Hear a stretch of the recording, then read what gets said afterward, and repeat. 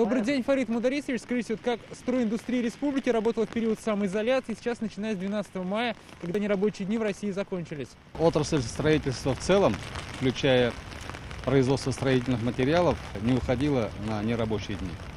Она была объявлена отраслью, которой разрешено работать, и практически без проседания, без остановок отрасль работает и по сей день. У нас не снизились количество работников на стройплощадках и количество работников в жилищно-коммунальном хозяйстве. А сколько всего объектов задействовано, сколько человек там работают?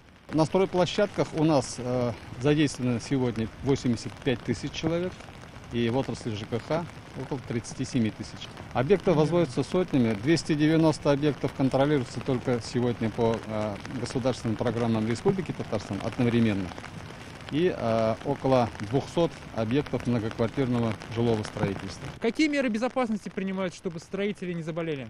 Меры безопасности были приняты сразу же в первых дней. Это входной журнал контроля, где каждый работник заполняет 3 графы. Первый, что у него температуры нет, он не кашляет, себя чувствует хорошо. Второе, что у него в семье тоже все чувствуют себя хорошо, больных нет. Ну и третье, что он не общался ни с кем, кто бы приехал из-за границы или из других регионов. Обязательно присутствие масок, перчаток.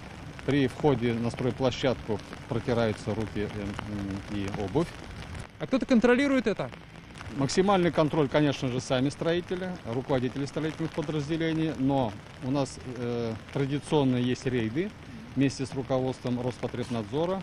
Еженедельно мы посещаем до десятка стройплощадок. И много ли нарушений выявляете вы? В целом, как можете ситуацию в республике охарактеризовать?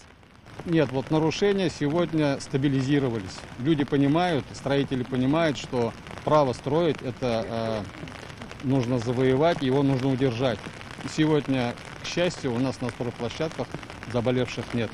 Среди 6 или 7 заболевших вообще по республике, которые имеют профессию строитель, они все работают не на стройплощадках республики, а просто ездили вахтовым методом, работали в Подмосковье, Кировской области, вот такие.